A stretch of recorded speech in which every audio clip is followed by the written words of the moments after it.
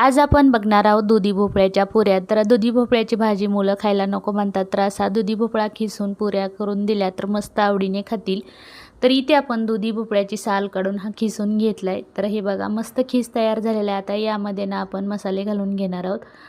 इथे आपण वाटण बनवलेलं आहे। हिरवी मिरची, कोथिंबीर, लसूण आणि धने आहे आणि जिरं सुद्धा आहे यामध्ये घेतलेलं। अर्धा चमचा हळद घालून घेतली। आता इथे ना लाल तिखट सुद्धा थोडंसं घातलंय मी, कारण आपल्या आवडीनुसार हिरवी मिरची सुद्धा घातलेली आहे। चवीपुरतं मीठ घालून घेतलंय। आता हे सगळं मिक्स करून घ्यायचे आणि यामध्ये आता पीठ घालून घ्यायचे। तर 2 वाटी मी इथे गव्हाचं पीठ घालून घेतले आणि अर्धी वाटी एवढं बेसन पीठ घालून घेतलं। एकाच वाटीने पीठ सगळं घ्यायचं, दोन्ही पण गव्हाचं आणि डाळीचं। तर हे आता पाणी न घालताच आता आपण मिक्स करून घ्यायचं आहे।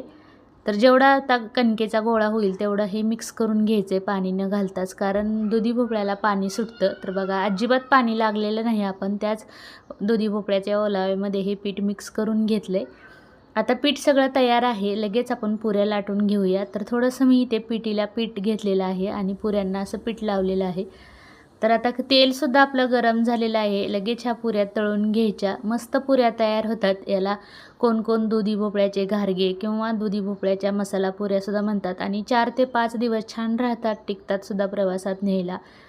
आता बघा आपण दोन्ही साईडनी छान पुरी तळून घेतलेली आहे, मस्त खुसखुशीत अशा पुऱ्या तयार होतात।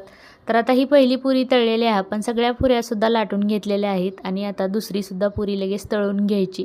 दोन्ही साईडनी पुऱ्या चांगल्या तळून घ्यायच्या। मी मोठ्या मोठ्या अशा पुऱ्या लाटून घेतलेल्या आहेत। आता सगळ्या पुऱ्या आपण इथं तळून घेऊया। तर बघा आता ही सुद्धा पुरी तळून झालेली आहे। याच प्रकारे आपण सगळ्या पुऱ्या तळून घेतलेल्या आहेत। आता मी याच्यासोबत ना या पुऱ्यासोबत खायला मिरचू बनवलेला आहे, म्हणजे हिरवी मिरची आणि शेंगदाण्याचं कूट घालून असं चटणी बनवलेली आहे। व्हिडिओ आवडला असेल तर एक लाईक करा।